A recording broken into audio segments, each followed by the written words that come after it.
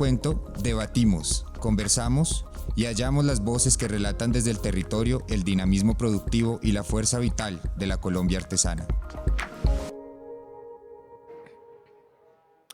Buenas tardes, continuamos en La Troja Radio Digital. Soy Rocío Arias Hoffman, acompañada siempre de especialistas en todos los oficios, en todas las disciplinas profesionales de investigación relacionadas, sí y no, con el sector artesanal, porque lo más apasionante de tejer este relato de urdimbre y trama acerca del conocimiento de la Colombia artesana tiene que ver con pensar, como dicen por ahí, por fuera de la mochila, vamos a decir. Es decir, que las voces de otros sectores productivos, sobre todo, y de investigación nos permitan entender la dinámica de ese relato, de esa realidad y de esa dinámica efervescente que se vive en el territorio colombiano, fomentado por Artesanías de Colombia a través de 33 laboratorios de innovación y diseño en 32 departamentos más Bogotá, hago la aclaración. El capítulo de hoy de Venga le cuento está titulado Presente y realidad en lo guayú, entender de una manera ucrónica todo lo que acontece en esa península de La Guajira que combina de una manera tan agreste, tan dolorosa muchas veces, pero tan fundamental también y tan inevitable, la geografía, la situación climática tan diversa que ocurre combinando la zona desértica con las zonas más fructíferas, que sí reciben agua, lluvia con más frecuencia, que es el sur. Estoy rodeada, como les digo, de especialistas, les voy a ir presentando al calor de una conversación en el que queremos explorar una serie de situaciones que corresponde a ese dibujo de qué está sucediendo con lo guayú en estos momentos 2021. Estamos en Expo Artesanías. Hernán Darío Correa es sociólogo, Universidad Nacional, y algo muy valioso, ¿no es la Nacional? Valle, la Universidad del Valle. Ándale, la Universidad del Valle. Siempre ligados en términos antropológicos y sociológicos sin querer con la Universidad Nacional, pero como me recuerda Juan Carlos Pacheco, que está aquí también presente, es nuestra debilidad estar siempre pensando desde el centro, ¿no, Juan Carlos? No solo nosotros, sino todo el país. Todo el país. Es un ejercicio mental, ¿no?, el que tenemos que hacer de desplazarnos permanentemente. Hernán Darío lleva muchos años vinculado con La Guajira, por un interés personal, profesional, que se convirtió en una estela de investigaciones, de aportes al conocimiento, reconocimiento de la región. Hablo de lo presente y lo real, aunque real no se corresponde con realidad, pero presente y realidad de lo guayú, ese indeterminado de lo guayú, ¿cómo lo aprecia Hernán Darío? Es decir, que no estemos hablando de el pueblo guayú necesariamente o la línea, la situación guayú. Haber elegido lo guayú, luego le cuento el verdadero objetivo. Bueno, pues es inevitable de todas formas hablar del pueblo guayú, como ellos mismos han reivindicado. Hace unos 40 años empezó un proceso muy interesante de diferenciación de lo guayú y lo guajiro, porque hasta entonces, históricamente, a los guayú se los llamó los guajiros, desde la colonia, tanto en Venezuela como en Colombia. Incluso en Venezuela todavía es mucho más, digamos, usado el término guajiro para... Lo guayú en ese sentido, pues es un complejo cultural que tiene un sujeto colectivo muy claro en las leyes colombianas e internacionales, que es el pueblo indígena guayú, que es resultado de enormes procesos muy amplios históricamente de migraciones, de asentamientos, de sincretismos entre distintos tipos de grupos bajo una familia lingüística, la familia arawak, que es el guayú-naiki que se habla y es uno de los ejes de su reproducción, de sus diferencias con la sociedad nacional. Es una sociedad muy interesante, compleja como todos los grupos culturales, y desde ese sentido, pues qué maravilla estar aquí y poder conversar un poco, además con gentes como Rebeca, pues que es miembro del pueblo guayú, de las comunidades, y antropólogos como mis colegas de mesa, así que ahí iremos apuntando cosas. Claro que sí, Roberto. Roberto, no, me está pasando algo con los nombres hoy sin querer, disculpen. Rebeca Palacios es la inspiradora, investigadora y articuladora de un contenido bellísimo creado en relación con la Sugerencia de Desarrollo de Artesanías de Colombia que se llama La Mochila de la Memoria. La verdad es que leyendo a fondo el trabajo, Rebeca, que han realizado, uno siente que esa mochila realmente pesa, tiene un peso. ¿Cómo lo describiría en términos cualitativos ese peso? ¿Qué contiene la mochila de la memoria? La mochila de la memoria contiene no solamente, porque esto nace haciendo un inventario, un compendio de la cultura material. Y justamente el verbo que usamos en esta ocasión para nombrar la mochila de la memoria, lo había contado antes un poquito, es asarihawa, que es diferente al verbo de buscar. Este verbo hace referencia a buscar, pero a buscar algo que tenemos y que está guardado. Y eso fue justamente el ejercicio que cada persona hizo. Buscar entre sus cosas, entre sus recuerdos. Eso que tú estás buscando, yo lo tengo. Déjame y lo busco. Eso que tú estás buscando, lo usábamos cuando sucedía esto. Y así, fue todo un ejercicio de memoria muy interesante, muy profundo, porque además estos son tesoros. Entonces, hay una anécdota con respecto a esto, y es cuando uno va a un velorio, uno tiene que terminar la compañía en el velorio. O sea, no es que tú vas un día y al otro día no vas, no. Tú acompañas hasta el final. ¿Tanto en el primero como en el segundo? Así es. Y cuando yo tenía que fotografiar esto, pues mi tío era el que tenía todo lo de los aperos de los caballos, porque él era el que participaba en las carreras y todo. Y él lo que hizo fue que fue al velorio un día y después no volvió. Y no volvió porque se quedó justamente mostrando todos sus tesoros y contando, y mostrando cómo se pone y cómo se usa y cómo se hace. Entonces era también como una emoción que había en cada uno de ellos al narrarse, al contarse, al seguir a través de la oralidad compartiendo lo que somos, cómo hemos vivido, cómo nos hemos instalado en este territorio también, con todo lo que tiene. Entonces es un regalo, porque además otra de las connotaciones del verbo de asarihawa es buscar un presente. Se usa en otro contexto cuando una visita llega, entonces yo dentro de mis animales voy a buscar un animal para ofrecerte como un regalo. Entonces ahí estamos como encontrando de a poquito todo lo que significa este verbo en este trabajo.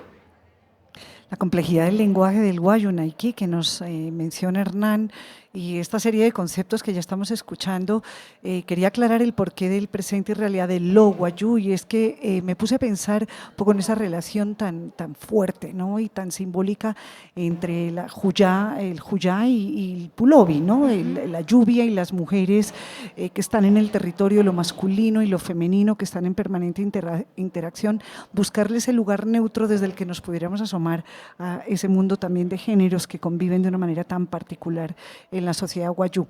Y esto tiene que ver con el hermetismo del lenguaje o la complejidad del lenguaje y la carga simbólica a la hora de investigar, Camilo, y crear en Artífices esas voces tejidas que se convierten en relatos escritos, cómo se relacionaron justamente con tantos conceptos, ¿no?, para poderlo traducir.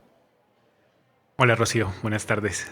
Desde el punto de vista en la investigación que se hace, que es de corte periodístico para la revista Artífices, sobre los perfiles de los artesanos, lo que buscamos siempre es recabar desde la palabra misma de ellos todos los contextos y simbologías, es decir, el contexto social y cultural del pueblo Wayuu y luego también sus símbolos y formas de expresión. ¿En qué nos basamos principalmente? Obviamente, como la revista Artífices se centra en lo artesanal, el motivo principal por el que comienza el relato es la artesanía. A partir de él vamos conectando, entonces ahí se conectan todos estos, en un presente se conecta todo, el pasado en el relato, o sea, el pasado viene a colación a través de describir cómo se aprende a tejer el chinchorro, de dónde vienen las canas de las mochilas.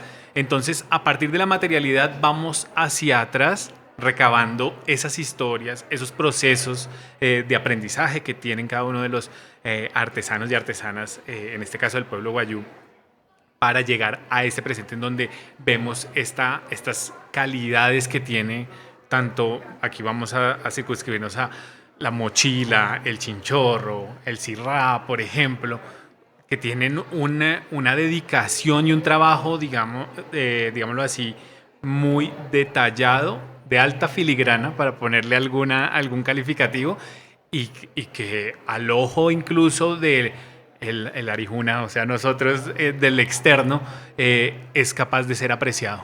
Uh-huh. Estamos hablando del objeto al que hace referencia en esencia desde la mochila de la memoria. Y el territorio, ¿no? Juan Carlos Pacheco, de Desarrollo Humano, a partir de los enfoques territoriales, hoy en día, 2021, vamos a situar, digamos, la temporalidad muy exacta, esa península de La Guajira viene componiendo ¿qué en el territorio colombiano y cuánto pesa? Porque demográficamente, pues sabemos que la población wayú es la más alta numéricamente como población indígena en cualquier otro departamento del país, de cualquier otra etnia. Pues sí, Rocío, yo diría que cuando hablamos de ese peso es cuando se menciona el mundo guayú, ya con eso se empieza a definir un peso importantísimo para el país. Y no solo para el país, sino pues para la misma, digamos, estructura social y cultural de la Guajira. Y desde el enfoque territorial ese peso se le puede, o lo relacionamos, o yo intento relacionar desde el componente de desarrollo humano, pero también desde los otros componentes, que pues son territorios en donde convergen, no es un territorio único, sino son varios territorios que convergen allí, en territorio llamado Geos, digamos, un poco en concordancia con Fabio Lozano y Juan Guillermo Ferro, que hablan de un geos, que es toda esa geografía, que es toda ese ecosistema que está al servicio, digamos, del hombre, y que no tanto al servicio, sino interacción del hombre, por un lado. El territorio de dominio, en donde hay relaciones, tanto de poder, pero relaciones sociales ahí, que es otro componente. Y el territorio simbólico, que en lo guayú es, pues digamos, muy expresivo. Entonces, siempre intentamos buscar esas relaciones entre esos tipos de territorios para entender eso que estamos llamando aquí el mundo guayú y otros mundos, por supuesto, que hay en el país. Sin embargo, en toda la adecuación de políticas y implementación de estrategias desde Artesanías de Colombia, vinculado sector público-privado, pues digamos La Guajira sí es un foco de atención, solamente verlo comercialmente en la feria, pues uno se da cuenta, pero vamos a echar la historia para atrás porque de verdad que es una fortuna tener aquí a Hernán Darío, y que nos lleva a un mundo absolutamente sorprendente que ha requerido mucho estudio y nos puede contar su paso por el Archivo de Indias por allá en los años 70. Los 80. Ya en los 80. ¿Usted estuvo allá? Cuéntenos. Sí, cómo no, estuve recogiendo materiales para la historia regional de La Guajira y obviamente buscando materiales sobre lo específico de los guayú como tales. Ahí encontré mucho material, trabajamos con Socorro Vázquez un año en el archivo, íbamos con un proyecto que financiaron, digamos, la OEA y la Universidad Javeriana, y estos materiales pues muestran cómo los guayú han vivido unos procesos de adaptación a los nuevos retos que les creó primero la conquista, luego la colonia, luego la república. Por ejemplo, durante las rancherías de Perlas, que fue una primera explotación, digamos, histórica de recursos de La Guajira, los guayú mantuvieron una cierta marginalidad respecto del protagonismo en las primeras rancherías del siglo XVI. Orbitaban, los españoles trajeron de Cubagua, que es una isla en el oriente de Venezuela, a indígenas cumanagotos y otros que fueron los primeros que... Luego ya los guayú se involucraron unos años después, pero al final del siglo XVI hay un proceso muy hermoso, muy interesante, que muestra la inteligencia y la complejidad de este pueblo, que fue la adopción del pastoreo. Eran grupos indígenas que, horticultores, cazadores, recolectores, en fin, que aprendieron a gestionar el ganado. Ahí nos encontramos, hicimos un trabajo muy interesante con materiales del Archivo de Indias, donde entre 1580 y 1620 hay documentos que muestran que en los primeros 20 años, al final del siglo XVI, todavía los guayú resistían a la intrusión española en su territorio, matando el ganado. Pero a partir más o menos del 1600, como lo hicieron todos los indígenas americanos, digamos, porque había una lógica de ganados cimarrones, como pasó en los llanos orientales, en La Guajira, los españoles soltaban ganado para que se reprodujera casi que silvestres y empiezan a capturar ese ganado y a incorporarlo a sus lógicas de reproducción familiar, social, provincial, y entonces ese cambio se revela a través de una serie de documentos en donde se dice, me están robando el ganado en las haciendas que los españoles estamos haciendo, y ahí dice uno, robarse un hato de vacas no es fácil, se necesita saberlas gestionar, se necesita volverse pastor. Y esto llegó a un punto, para no alargarme, en que en alguna ocasión que tuve una conversación con algunos viejos guayú, en que por, ¿qué les digo yo?, ingenuidad, les dije es que el ganado vino de España y ustedes supieron adaptarse, y un viejo guayú me interrumpió y me dijo, no señor, las vacas son producto de la gestión guayú, pero las vacas salieron del mar, las vacas eran tortugas. Y hay un mito muy hermoso y hay unas piedras que son muy bellas en unos médanos entre El Pájaro y Bahía Honda, muy bellos, donde uno ve por un lado esas piedras que están medio bañadas por el mar o el mar que se retira, y tú ves ahí vacas, pero tú las ves por el otro lado y parecen tortugas. Y entonces los guayú relatan que un guayú cazador lo que hizo fue ponerle trampa a las tortugas que salieron a desovar, esas enormes tortugas que arriman a las costas de todo el continente, digamos, del Caribe, y no las dejaron volver al mar, y esas tortugas tuvieron que adaptarse y empezaron a volverse vacas. Entonces el viejo me corrigió y me dijo, el ganado no viene de España, el ganado es guayú desde el comienzo, ¿no? Que es la potencia cultural de resignificar procesos, digamos, resultantes del intercambio con la sociedad, en este caso española mayoritaria, y de los criollos nacientes, y en ese sentido ese es uno de los elementos más impresionantes de los guayú. Hay otros procesos más adelante, la adopción de los indios de caballo, los llamaban en una época, como pasó con los indios norteamericanos, y luego hay antropólogos que han estudiado y los llaman indios de camión.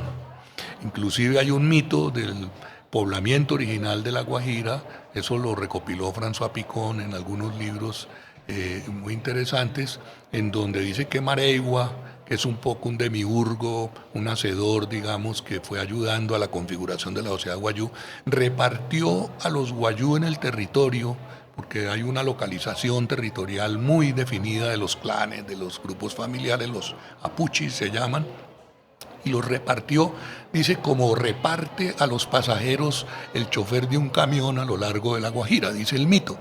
Es decir, el mito mismo en su versión actual hay una incorporación de una representación del poblamiento originario, aprovechando. Entonces pasaron de ser horticultores, cazadores, itinerantes, digamos, a adoptar el pastoreo, luego adoptar el caballo, luego adoptar el camión, y hoy en día pues han adoptado medios de comunicación modernos, contemporáneos, y eso reproduciendo siempre una diferencia muy profunda con la sociedad nacional. Una última idea que quizá complementa lo del modelo de desarrollo propio: los guayú tienen un porcentaje de población, una densidad poblacional territorial muy adecuada a la adaptación del medio árido y desértico de La Guajira. Es muy bajita la densidad poblacional porque las rancherías están dispersas, y en ese sentido hay un modelo de ocupación de un territorio muy frágil y con escasos, digamos, servicios ambientales, en que ese pueblo ha sabido adaptarse, y ahí Planeación Nacional tendría que aprender cómo en un medio árido y extremo como ese se podrían establecer parámetros de los ordenamientos territoriales, incluso urbanos, que aprendan del modelo guayú y construyan una interculturalidad en el desarrollo de La Guajira. Qué importante todos estos temas, pero además poético, pero esta hermosura en la profundidad de poder llegar al entendimiento, ¿no?, de cómo se ha contado, se ha reconstruido, se ha venido elaborando, interpretando lo guayú. justamente en esta tesis que me prestó Hernán Darío, del autor Alberto Rivera, Vida material y metáfora social, el capítulo de pastoreo que elegí justamente para leer, explica muy bien también cómo hay una última etapa donde el pastoreo empezó a desvanecerse por la ausencia de mano de obra, la ida a los núcleos urbanos, que casi que lo podríamos ligar con este último comentario que está haciendo, como el repoblamiento tendría que estar inclusive unido a una actividad ancestral del pastoreo. Voy a elegir estos versos de Vito Apuchana que vienen, creo que como cincha en el burrito, con lo que nos acaba de compartir Hernán Darío. Se titula Antiguos recién llegados y dice: por el camino a Palausaín, cerca de Pochina, los conejos bailan una danza secreta con las culebras y los niños pastores ahuecan sus manos para inventar los silbidos. Y el monte se descubre en 100 senderos, el de la piedra y el polvo, el del agua y la sombra, el del sueño y la risa, el de la trampa y el temor, el de la mujer y la fiesta. Por el camino a Palausaín, cerca de Outsumana, los espantos beben chicha en los ranchos abandonados y el silencio trae el diálogo oculto de los muertos. Así vemos que nuestro antiguo mundo es aún sonriente, aprendiz de vida. Somos como eternos recién llegados. Rebeca, usted que ha hecho todo este trabajo de conexión con los mayores, en particular con sus abuelos, desde Uribia, en esa casa que usted pide permiso para tener la llave, en la casa de los abuelos, para abrir y relacionarse con ellos y con la memoria de lo guayú a través de los objetos. Quisiera que me leyera, a la luz de sus investigaciones, este verso de Vito Apuchana: somos como eternos recién llegados. Wow, eternos recién llegados. ¿Qué es lo que nos contaba Hernán Darío, ¿no? Fíjese cómo él encuentra toda esta documentación en el archivo de Indias que data, o el propio comentario que le hace el señor Guayú cuando le dice: el ganado estuvo antes de lo que usted se imagina, esto no vino con los españoles. Es el autorreconocimiento del pueblo guayú entre el pasado, pero también con la sorpresa de mirarse que de alguna manera esa es usted. Y es como, en algún momento hablábamos de la yogna, es una danza, ¿no? Estamos todo el tiempo ahí en esa pista, viéndonos los rostros, algunas veces esquivando esas zancadas para caernos. Y es justamente porque si nos remontamos al origen uno de los mitos que cuentan el origen del mundo guayú, que es este que nos cuenta que son 4 generaciones, ¿no? La primera generación, que es habitada por los genios, el lluvia, la oscuridad, la calma, el calor. Todos ellos luego dan vida a la generación de los uno o las plantas, y luego las plantas a los animales, y luego somos nosotros. Pero no sucede como en una temporalidad lineal, sino que es cíclica. O sea, todo el tiempo estamos reconociéndonos como animales en la cotidianidad. Ciertas personas se le adjudican los nombres o su forma porque se parece a este animal. O este palabrero es como el murciélago porque siempre llega en la madrugada. O está en constante relacionamiento. Y lo encontramos en los mitos, lo encontramos en las narraciones, y también nos encontramos nosotros allí. Y ahí es donde aparecen los animales y su representación geométrica ligado inclusive a los propios clanes, ¿no? Sí. Camilo, vamos a traer el eco de las voces de las mujeres. Vamos a viajar un momento por la Colombia artesana, que a través de www.colombiaartesanal.com.co, una página web con 12 rutas artesanales que se detiene en La Guajira. Y ahí, en la frontera con Venezuela, Hernán Darío, se encuentra alguien que usted conoce muy bien. Memella. Mellita, como le llama su familia desde pequeña, es una mujer que decidió dejar huella enseñando sus saberes a otras mujeres guayú, para que los secretos de la tejeduría de este pueblo, encarnados en la leyenda de la araña Gualiqueru, se mantengan vivos. Rebelde como su propia sangre, no solo no se casó, sino que creció junto a una mamá que decidió separarse de un marido pudiente que dejó regados más de 54 hijos en la Alta Guajira. Esa mujer firme se trasladó a Nazaret con sus hijos y empezó una nueva vida allí. Con la ayuda de la familia materna le cedieron un terreno de 15 hectáreas en ese lugar privilegiado que es Nazaret, el oasis de la Alta Guajira, al pie del Parque Nacional Natural Macuira, en donde fundó la comunidad de El Paraíso. Allí, entre monjas franciscanas, se crió esta artesana que hoy se acerca a los 90 años y sigue enterita y tejiendo. ¿Cómo no, si su mamá vivió hasta los 106? Ese mismo carácter independiente y entregado lo heredó María Eudoxia, o Memella, como le dicen todos hasta el olvido de ese nombre de bautizo, dado su tremendo parecido con esa mamá de armas tomar. Basta imaginársela manejando por años la Toyota 4x4 roja que cargaba de todas sus mochilas y chinchorros, levantando polvo de norte a sur del departamento, o llegando a Maicao y cruzando a Maracaibo para vender sus productos o intercambiarlos, así como para surtir la tienda de víveres que toda la vida tuvo en Nazaret. Una seguridad y fortaleza que quizá obtenía encomendándose a sus santos, a la Virgen del Carmen y a la de Fátima, pues su fe es infinita. Por eso es usual encontrársela rezando el rosario y elevando oraciones por los suyos. Memella aprendió el oficio de la tejeduría mirando a las mujeres de su familia y su talento fue descubierto por las hermanas encargadas del internado donde vivía y fueron ellas quienes le pidieron que le enseñara a tejer a las otras jóvenes. Después de pasar varios años compartiendo su conocimiento, el padre Bernardino le pidió que fuera a Manaure, donde por 2 años siguió enseñando el oficio que lleva en su sangre. Luego viajó a la ciudad de Maracaibo en Venezuela para ejercer otro oficio que le apasiona, la costura. Allí trabajó en una camisería durante un par de años hasta que regresó a Colombia. Se entregó por 15 años a la enseñanza como fórmula para garantizar la supervivencia del saber. Lo hizo en un colegio de niñas a quienes les confiaba los secretos de la tejeduría guayú.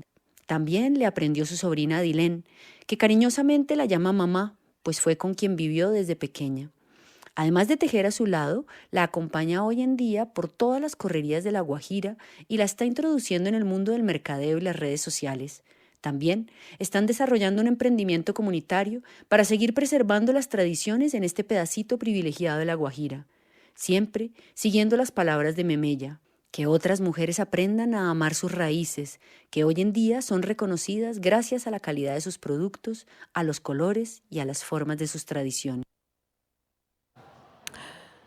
Creo que fue en 2018 la última vez que Memella estuvo por los pasillos de Expo Artesanías y quiero contarles que una compañera con la que he viajado mucho en las comisiones de viaje por toda Colombia por el programa de moda y joyería, mi compañera, diseñadora de moda de Maicao, Guayú, Jenny Betty Guarán, tuvo un momento de éxtasis cuando trajo a Memella justamente al estante Moda y Joyería y me la presentó. Me di cuenta, Rebeca, del impacto que en ustedes, en las generaciones jóvenes, tienen figuras, ¿no? Como Memella. Usted llegó a conocerla, ¿no? Sí, claro que sí. ¿Qué recuerdo tiene o cómo tiene presente a Memella? Una hospitalidad enorme, las veces que iba a Nazaret, a veces incluso me quedaba en su casa y compartiendo con amigos en Nazaret.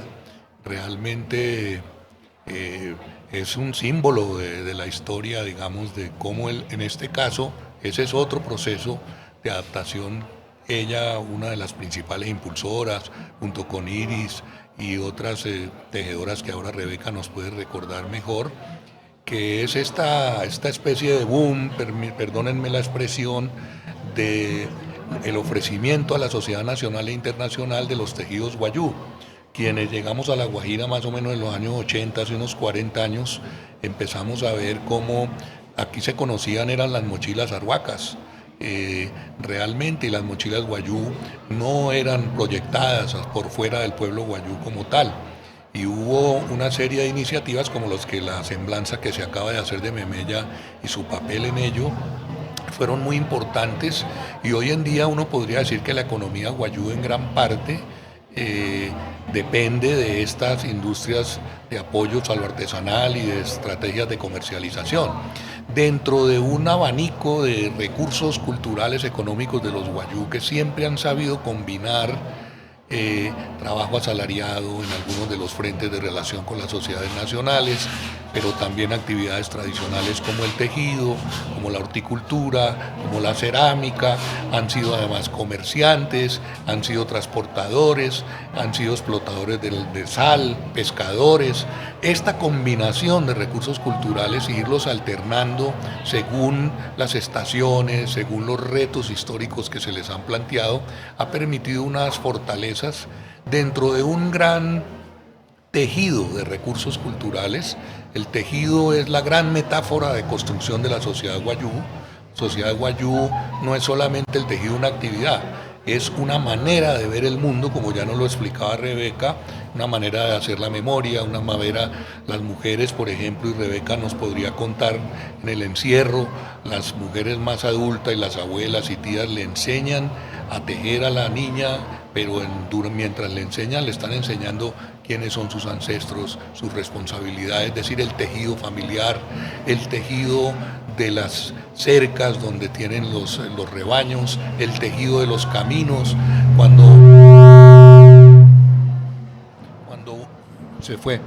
uno sobrevuela en un helicóptero o en una avioneta La Guajira, uno ve esos pequeños nodos de los cuales se desprenden caminos como si fueran hilos, y vea más adelante el otro nodo de la otra ranchería y ves que es un enorme tejido de caminos, La Guajira misma.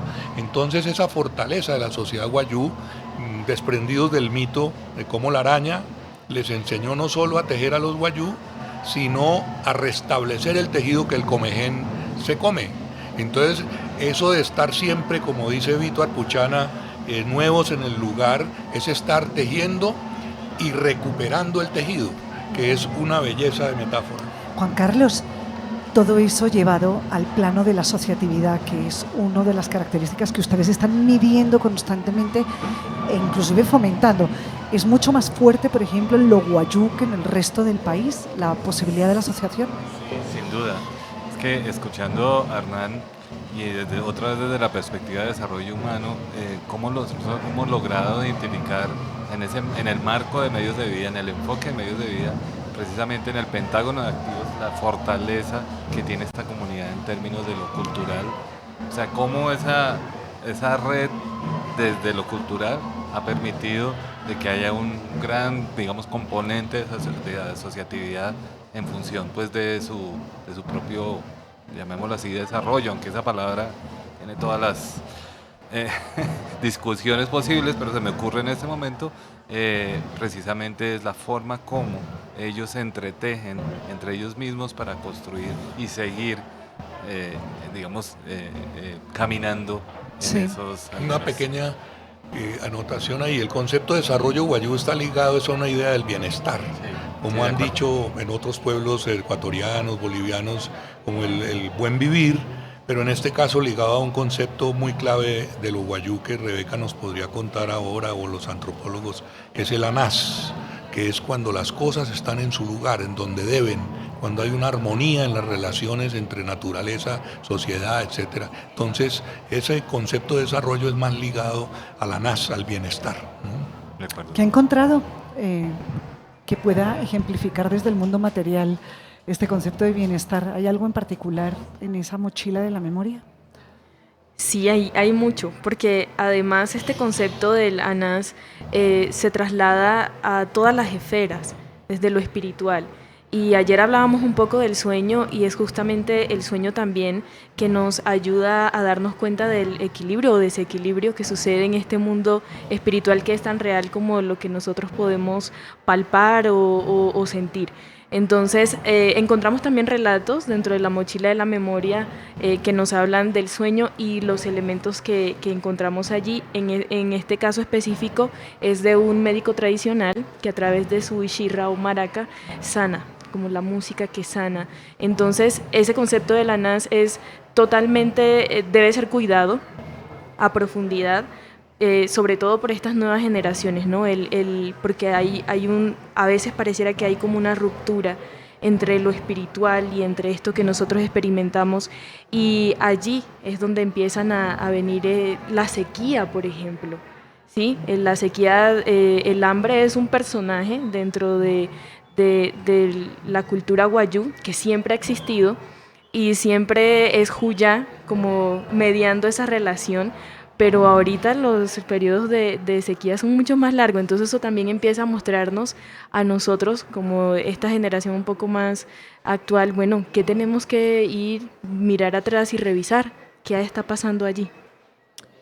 Iris Aguilar seguramente tiene respuesta para todas esas cosas difíciles que está planteando Rebeca. Camilo, el recorrido de Iris Aguilar y su voz, porque eso también tiene que ver aquí con el recorrido propio de Hernán por el territorio guajiro. Claro que sí. Antes de leer la historia de Iris, justamente quiero conectarlo porque el título de la historia se llama Sueño Guayú y acaba de decir Rebeca sobre el sueño. Cuando cumplió 9 años, Iris Aguilar empezó a observar el proceso del telar. Y al escuchar con asombro las historias de su pueblo y el significado de los 23 diseños que una mujer guayú aprende de memoria para luego tejer en las mochilas y chinchorros. A los 12 años, con la llegada del primer periodo, la etapa de encierro que tradicionalmente viven las mujeres de su etnia pasó en más de 2 años y 8 meses. Allí estuvo sin ver la luz, y ese tiempo significó una maestría en el tejido. Estuvo sola escuchando las historias que su madre le contaba sobre la manera en que la araña le entregó los secretos del tejido a su pueblo, y cumpliendo las tareas diarias de secar el algodón, torcerlo, hilarlo y tejer los diseños como en el caparazón de la tortuga, los ojitos de pescado y la vulva de la burra, fue desentrañando estos secretos. En el encierro aprendió los secretos de la vida guayú y comprendió la importancia del chinchorro en su cultura. El tradicional objeto que define la posición social de una familia, entre más chinchorros se tengan, más alcurnia se posee, ayuda a tener una buena salud y se puede descansar, relajar el cuerpo, arrullar a los bebés y atender las visitas. Hace varias décadas, que hacía con una planta de maguey una fibra que para perdurar en el tiempo representaba la inmortalidad de la riqueza familiar. Después de eso llegó el algodón y luego el hilo. Este es un fragmento de nuestra historia en Artífices 6. Revista que tiene versiones digitales, la tuvo en papel, vamos a reclamar la nostalgia por tener la revista Artífices en papel. Aquí tenemos un ejemplar, pero bueno, la 15, que la versión número 15 está en www.artesaníasdecolombia.com.co, en la pestañita de la Biblioteca Digital Sendar o en Artífices Hernán. Un recuerdo personal a propósito de Iris Aguilar, que además les cuento que Iris es una mayor hoy en día, su mamá vive, no ha sufrido las consecuencias del COVID, todavía siguen viviendo en la ranchería allá cercana a la frontera con Venezuela. Un recuerdo personal, pero sobre todo una cosa que me gustaría que enlazara con Rebeca, que tiene esta diferencia generacional, y es que entendamos cuál es el presente y realidad de lo femenino en el mundo guayú, y esa noción que tenemos de que es una cultura matrilineal a la que hay que quitarle todavía mucha cascarita. Iris hacía parte de un equipo, de una organización que cumplió un papel muy importante a comienzos de los años 80, finales de los 70, cuando se estaba estableciendo el cerrejón en La Guajira, que se llamaba Yanama, que es un concepto tradicional guayú. Ellos le pusieron este nombre a un empeño organizativo. En compañía con Alberto Rivera, cumplieron un papel importantísimo en la declaratoria del resguardo de la Alta y Media Guajira. Es uno de los resguardos más extensos de Colombia, casi de 1 millón de hectáreas. Hoy en día llega ya casi a 1,5 millones de hectáreas porque se ha ampliado hacia el sur.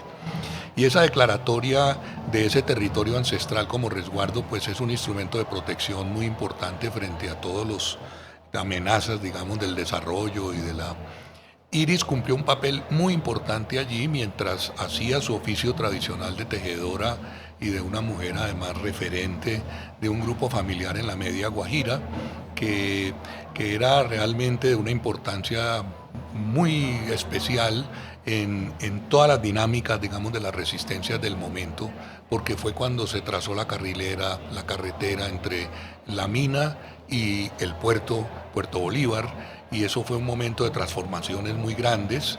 Hay un texto de Alberto Rivera hermoso donde dice que empezó a intentar sobreponerse en la simbolización territorial wayú otro tipo de nomenclaturas y de símbolos, el kilómetro 70, el kilómetro 20, y eso era una manera de los ingenieros de ir inscribiendo en el territorio unos reordenamientos territoriales.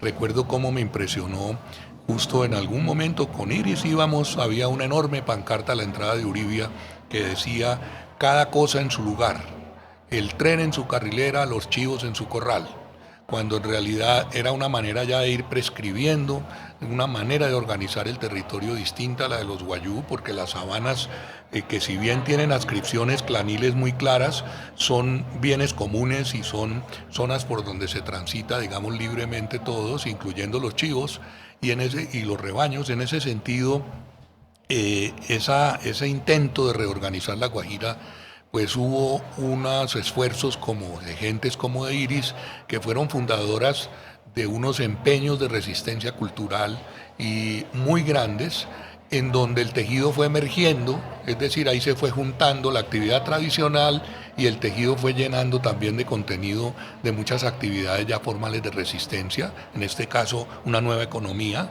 digamos ya en el sentido de tejer para la comercialización hacia afuera de su propia sociedad, y es otro proceso de adaptación muy interesante y de transformación de lógicas, digamos, culturales, pero reafirmando siempre lo propio.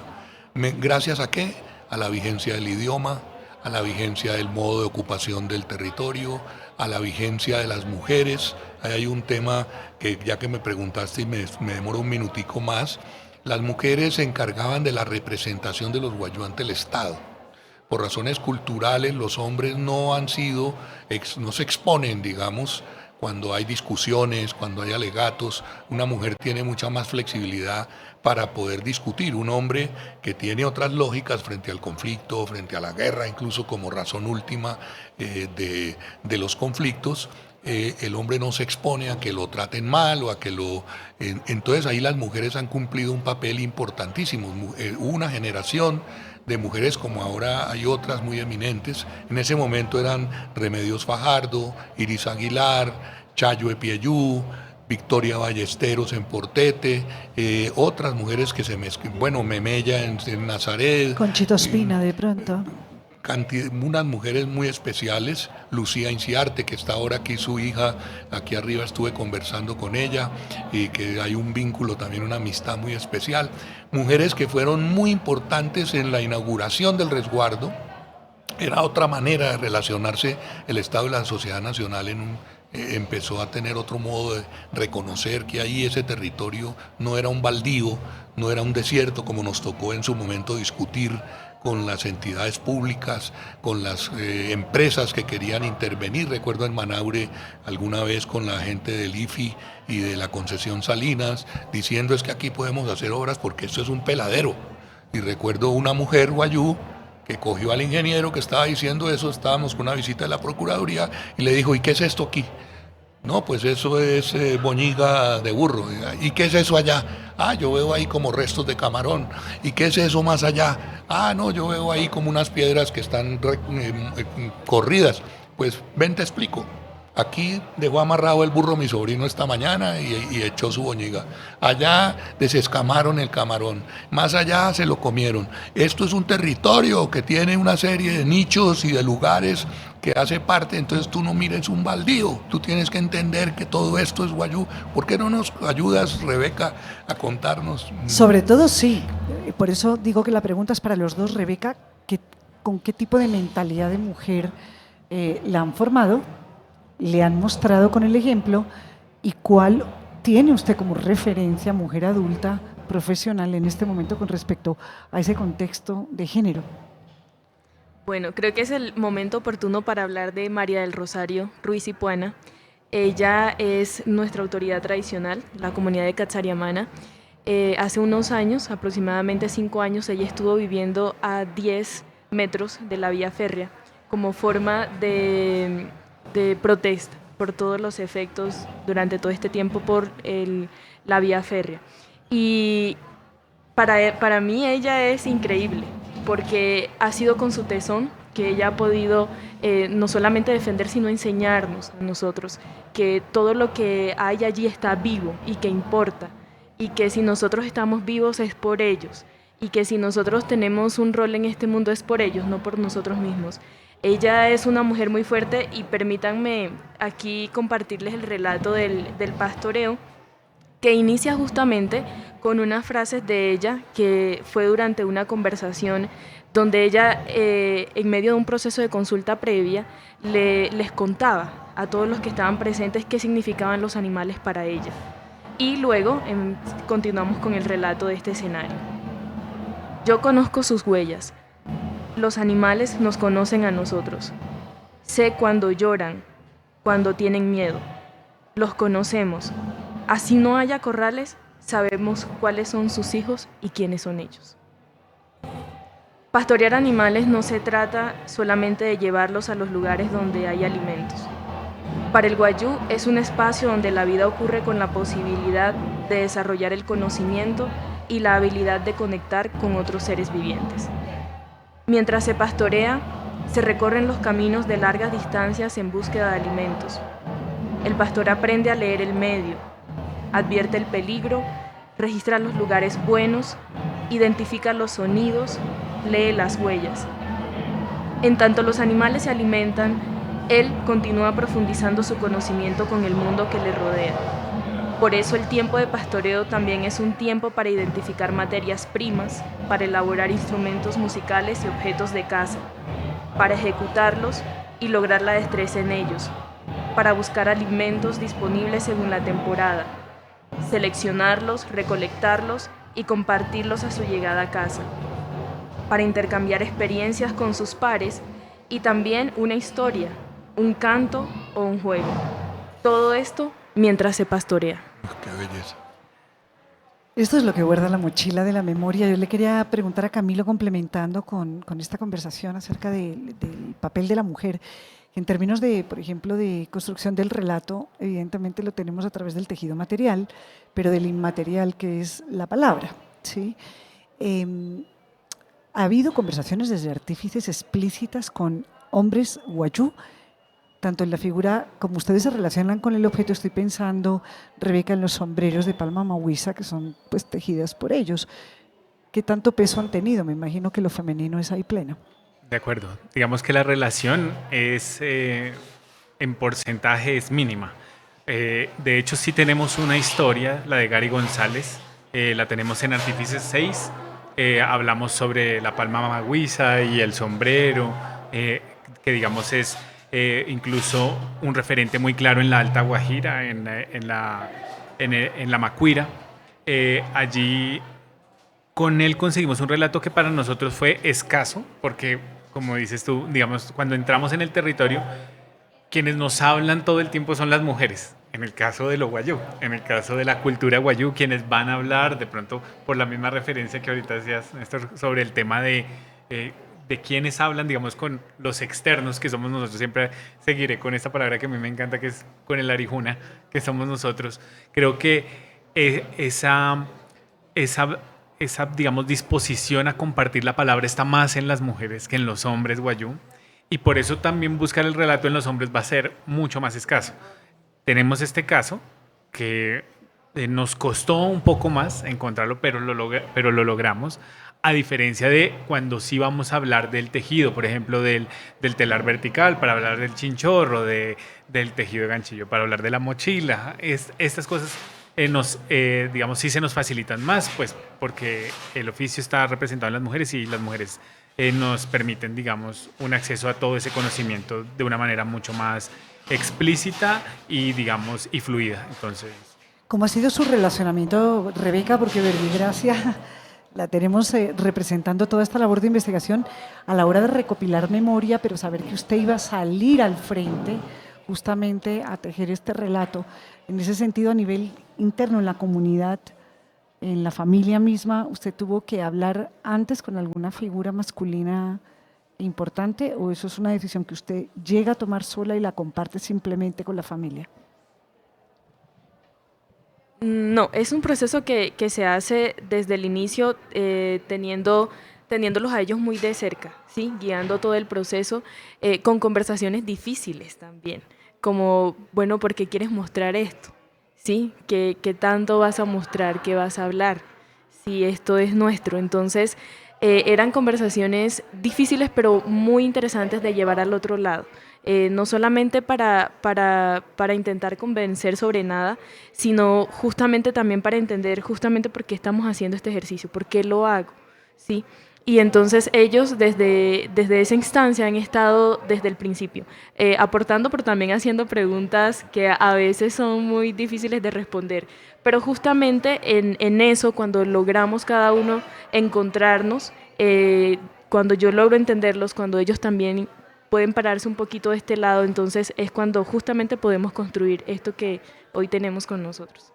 Ese reconocimiento desde el mundo de las mujeres, Juan Carlos, en aras de potenciar las acciones de artesanías de Colombia, pues es muy relevante. De hecho, de todas las comunidades indígenas de Colombia, la única federación de mujeres artesanas que existe ha sido incubada allá, ¿no? Sí, claro. Sí, bueno, sin duda, lo hemos creo que mencionado en varios ya programas, el poder de la mujer en las comunidades, en lo artesanal es fundamental.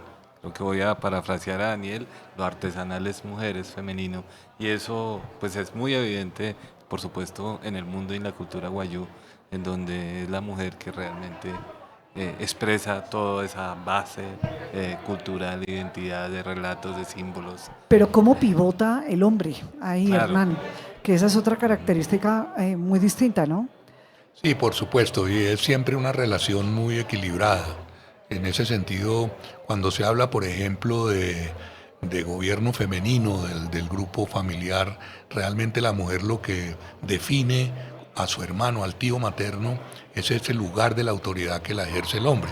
Aunque hay ahí toda el araura, ¿no?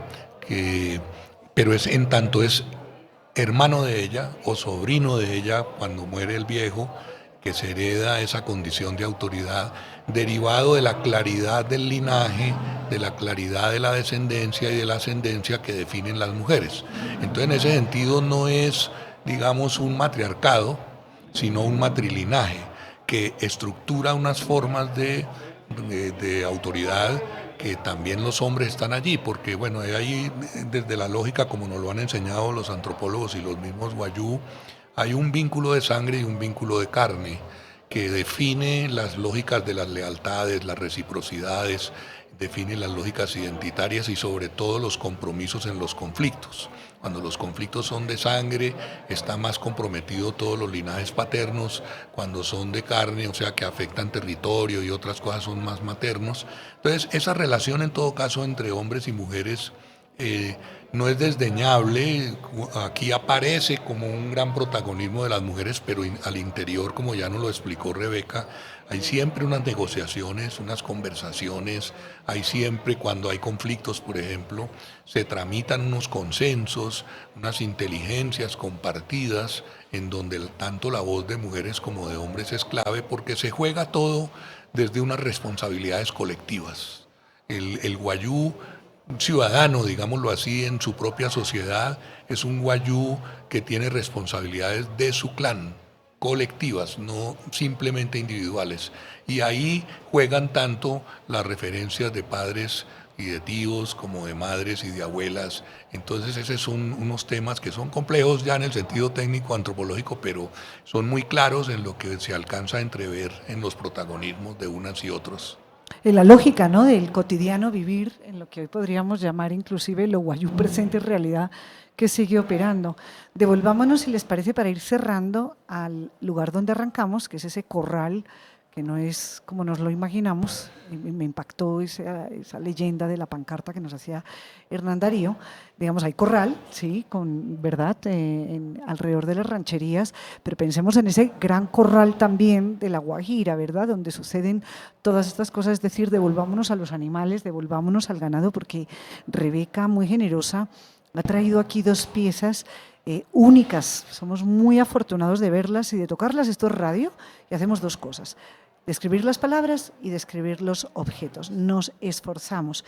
Le voy a pedir a Rebeca que nos lea, en términos de vocabulario, un objeto que hay aquí al centro de mesa de Venga le cuento, aquí en la cabina digital de La Troja, que esto le perteneció a un burrito.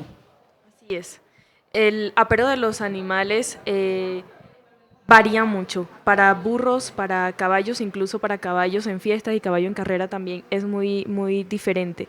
Pero este nos está contando, si lo vemos desde la parte técnica, tenemos dos tipos de técnica, que es el ozonush, que son estas hebras que se unen en un torcido, y también tenemos cordelería. Cuando este precisamente se usa para cuando la mujer se iba de visita, porque la mujer era quien cabalgaba las monturas de burro, los hombres en los caballos, y este precisamente nos está contando acerca de una visita. Para el Wayuu las relaciones siempre fueron muy importantes y existen en Wayuu Naiki varias formas de nombrar las visitas según el objetivo que se tenga. Entonces, en este caso, es un apero usado para adornar el burro cuando se va de visita, a ver si alguien está enfermo. Cantidad de simbología, estaba inclusive recordando en el trabajo de Alberto Rivera Hernán, a propósito de los pagos, por ejemplo, ¿no? Con los animales, cómo él hace un recuento diferenciado, llegó a entender bien cómo el pago cuando se trata de asuntos de carne o cuando se trata de asuntos de sangre. Esa diferenciación la menciona bastante bien en la tesis, que te abre como idea una manera de relacionarse con lo corpóreo, con lo simbólico, ¿verdad? También con lo orgánico, pues muy distinta a nuestra mentalidad occidental. Hernán, ¿usted qué tipo independientemente de su formación como sociólogo, que sea muy brillante, en fin, todas estas cosas, pero qué siente interiormente que tuvo usted que hacer como persona para entender, para absorber, para saber, para poder hablar como habla hoy en día de lo Wayuu? Escuchar, aprender a escuchar y a comprender. Eso ha sido un largo proceso. De todas maneras, no siento que yo sé mucho ni que conozco mucho. Esos son mundos insondables, empezando porque no hablo el idioma. Mientras tú no hables un idioma, pues se te escapa la mayoría de los asuntos de los simbólicos y en parte no lo hablo porque mis asesorías y mis vínculos tenían que ver más con la historia, pero también con un respeto a esa frontera que el idioma define. Cuando uno está viviendo en una ranchería, de pronto se cambian del español al hablar el Wayuu Naiki, es una manera de construir una intimidad que no necesitan decirle a uno, sálgase de la reunión o de la ranchería y eso es muy respetable, sobre todo estando uno apoyando procesos de resistencia cultural y de todo esto, digamos, que hablamos. Entonces, en ese sentido, el aprendizaje, bueno, también hay un acervo de diálogo con los Wayuu de los antropólogos de más de 120, 140 años. Hay una obra sobre los Wayuu construida casi que cada década. Han salido desde finales del siglo XIX unas crónicas y unos libros y unas investigaciones muy notables a partir de confianzas que ese pueblo le ha dado a antropólogos, y entonces, como lo planteaba Rebeca ahora, se dialoga y le permiten a ella ir a enseñar qué son ciertos tejidos. Igual vamos a hablar de lo nuestro, han tenido esa inteligencia de ir enseñándonos, digamos, quiénes son los Wayuu. Entonces, en ese sentido, he tenido la fortuna de construir amistad, he tenido la fortuna de convivir con ellos unas buenas temporadas durante muchos años, y realmente aprende uno a admirar esas complejidades culturales y sobre todo esa resiedumbre de decidir seguir siendo Wayuu aún en una relación muy abierta. En La Guajira no hay cercas, en La Guajira no hay muros, pero ya para lo doméstico, etcétera. Es una península abierta que han tenido una relación muy impresionante durante siglos con piratas, con comerciantes, con misioneros, con contrabandistas, con funcionarios, con vecinos, entonces esa inteligencia de los Wayuu es realmente muy notable, un cosmopolitismo, una manera de aprovechar lo mejor de nuestra sociedad para reforzar la propia, como ya lo ejemplificaba con los caballos, con los camiones, con los medios de comunicación, pero siempre resignificándolos y siendo ellos. Entonces eso para mí es un privilegio, haber podido vivir este aprendizaje, digamos, y contar con las amistades con quienes he contado. No me siento un especialista, sí me siento en cambio testigo a veces de situaciones muy difíciles, muy complejas. Vimos el derrumbe, por ejemplo, de la responsabilidad del Estado con los acueductos Guayú en los años 80, cuando en los 90, cuando vino la apertura económica, el IFI retiró la empresa que atendía los acueductos de los Guayú. Este Estado dejó a los Guayú sin acueducto. Es así de sencillo.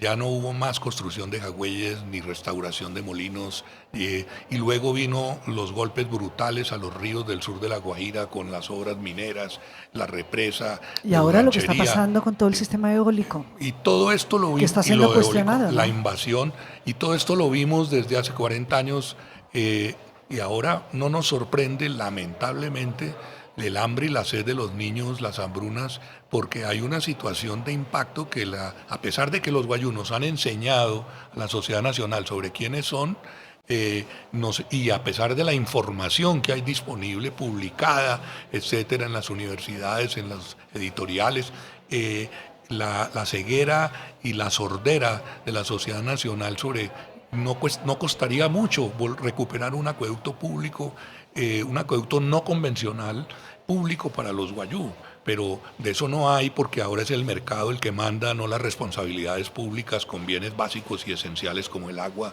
etcétera. Entonces es indignante y al mismo tiempo doloroso constatar cómo somos de injustos y cómo somos de crueles respecto de nuestras poblaciones y en este caso unos pueblos que nos han enseñado cómo vivir en zonas áridas. Un pequeño comentario, hace poco me acabo de leer un libro muy bello sobre el cambio climático y la periodista investigadora norteamericana Elizabeth Ruch, que es muy buena ese libro, se lo recomiendo, se llama Elevándose, dice, para entender el cambio climático hay que escuchar a la primera línea de los que están enfrentando el cambio climático. ¿Quiénes son? Dice ella, los pobladores costeros y las aves migratorias y los animales que viven. Y ahora que yo escuchaba el poema y te escuchaba a ti decir, hay que aprender, o a la abuela que decías, es que yo al burro entiendo cuando está llorando, entiendo. Esa capacidad de leer y de entender y de dialogar con los animales es fundamental y los guayú lo tienen atesorado para enseñarnos, para enfrentar ahora retos como el del cambio climático. No le voy a preguntar a Rebeca si es consciente de todo este reclamo enfático, muy preciso que hace Hernán, porque me imagino sí, pero lo que me gustaría saber es cómo dimensiona su propia tarea, Rebeca, la suya propia, en relación con revelar, seguir contando, si siente que tiene una audiencia ahí que está escuchando, porque es interesante también entender eso, no solamente a través de la mochila de la memoria, confiar en una audiencia que responda de manera emotiva, sino una audiencia que responda de una manera más responsable. Bueno, creo que la respuesta siempre está en el encuentro que tenemos con los que nos anteceden, que todavía están con nosotros, porque justamente allí, además de hacer todo este trabajo, justamente me encontraba con que había mucho del medio que se seguía incorporando a la vida, ¿no? Es esta relación del medio ambiente que se conjuga con las necesidades físicas, con las necesidades espirituales, y que cuando esto está unido, entonces también las necesidades del cuerpo, las necesidades físicas están siendo cubiertas. Y que eso me parece supremamente asombroso y es algo que incluso nosotros mismos deberíamos seguir replicando. Hablábamos un poco acerca de qué hacemos con los residuos, entonces cuando uno se adentra en el mundo guayú de lo artesanal, nada se desperdicia. Las sopas. Las sopas, el calzado. Digo, ¿sí? Las sopas me refiero, son una mochilas que tejen los abuelitos con los restos, ¿verdad?, del hilo que queda. El calzado está hecho con las llantas, los residuos de las llantas. Las casas se tejen justamente haciendo hilos de los restos que quedan de esas llantas. Entonces, hay algo allí que siempre ha estado, una responsabilidad con este medio que nos ha permitido encontrar la vida, desarrollar la vida, que deberíamos seguir aferrándonos a eso. Y qué bonito empezar a volver a encontrar definiciones alternas, por ejemplo, al significado de primera línea en el contexto social contemporáneo que estamos viviendo en Colombia. Por último, este objeto que ha traído también Rebeca, que me parece una pieza magistral, Camilo, Juan Carlos, que ustedes llevan viendo muchos años objetos. Quisiera que Rebeca nos lo describiera para finalizar y entender cómo solamente desde el programa de moda y joyería yo ya estoy viendo aquí unas posibilidades inmensas, que tanto dentro de la mochila memoria de haber abierto la casa de los abuelos, ahora estarían dispuestos a otro paso, que es compartir ese conocimiento, porque Juan Carlos, esto no es evidente, ¿no? No es que lleguemos nosotros a decir, venga, que esto me gustó. Nos pasó con las puntadas, por ejemplo, de los guayucos, en moda y joyería, y yo viendo la ropa y en fin, los guayunchein, y me daba cuenta que por ahí no era nuestro lenguaje de moda, hasta que encontramos la puntada de los guayucos y dijimos, pedimos permiso a las mujeres. ¿Les parece bien que recuperamos la puntada de los guayucos para volverla externa en el guayunchein contemporáneo? Y ahí iniciamos un proceso. Pero digo, no es tan evidente, ¿no? Eso de llegar y venga para acá. No es tan evidente. Eso requiere realmente un proceso de poco lo que admiro un poco lo que el trabajo de Hernán de meterse, intrometerse y conocer en profundidad esa comunidad, esa y cualquier otra, ¿no? Claro, aquí hay que plantear, digamos, diálogo primero que todo, mucha escucha, permisos. ¿Qué es esta pieza, Rebeca? Esta es una chencha o cincha en español. Está hecha con hilos torcidos. Aquí vemos un trabajo en cuero también que nos revela esto, los instrumentos musicales, otro tipo de aperos nos muestra también que hay una historia en el trabajo con el cuero, en los guayú. Y esta pieza que es metálica nos habla también de intercambio. Entonces, quienes estaban especializados en hacer este tipo de objetos intercambiaban con los guayú. Y allí entonces se podía dar inicio a la elaboración de prendas como esta. Esta tiene aproximadamente 30 años. Lo que no sabemos es qué le pasó a este burrito, ¿no? Estos burritos no existen ya, o sí existen. Claro que sí.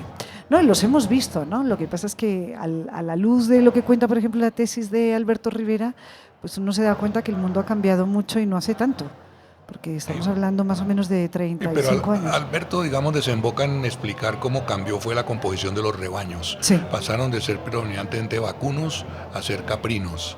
Y ahí hubo toda una democratización, digámoslo así, de la sociedad guayú, que era muy jerarquizada, y entonces es parte de esas adaptaciones. Entonces, ahora, siempre se ha pronosticado desde hace 120 años que esa es la última década de los guayú. ¿Por qué? Porque entonces las sequías, que porque llegó la cosa urbana, que porque... Y los guayú, ahí están. Somos como eternos. Exacto. Les recuerdo el verso de Edito Apuchana, somos como eternos recién llegados. Muchísimas gracias a todos, Camilo, Rebeca, Juan Carlos, Hernán Darío. Esto es La Troja Radio Digital. Nos vamos al escenario de Rueda de Saberes y seguimos en Artesanía Viva. Bravo, qué buen programa.